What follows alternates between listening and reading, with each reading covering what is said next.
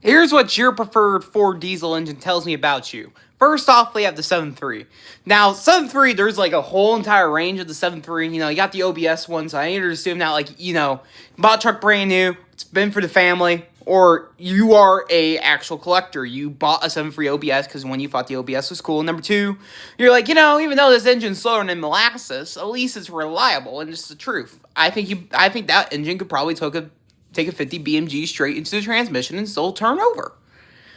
Or you kind of bought like one of the more newer ones, like post 99, and it's mainly because it's a good farm truck, probably a feed truck or a cattle truck.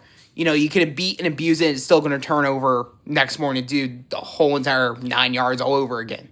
Next up, we got the 6.0, and the thing about the 6.0 is you probably don't know much about diesel trucks. This is your first diesel truck, and I feel sorry for you. You just looked at it and it's like, it's a Ford and it's a diesel. Must be reliable. And then 20 grand later into fixing the engine and actually make it somewhat reliable, you realize that this was a big mistake. Maybe spending that 20 grand extra on, say, something like a LOI would have been the better answer instead of just settling with a 6.0. Next up, we have the 6.4, and this is very similar to the 6.0, but somehow Ford managed to screw the engine over a little bit too much more. Do you get what I mean by that? It's worse than the 6.0, and there's a reason why it's one of the shortest engines that Ford ever used in their trucks. And last finally, you got 6.7, and same thing with 7.3. There's two kind of guys here. If you have the steel body 6.7, then you are an OG.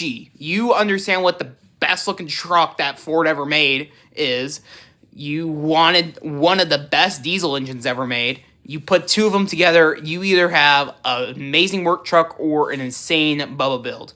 But last, finally, if you have a newer, a Luma Duty with a 6.7, I know 110% sure you are a daddy's money kid. You did not work for that truck. Or you worked for that truck and you're either drowning in car payments or the concrete business going pretty well for you, bud.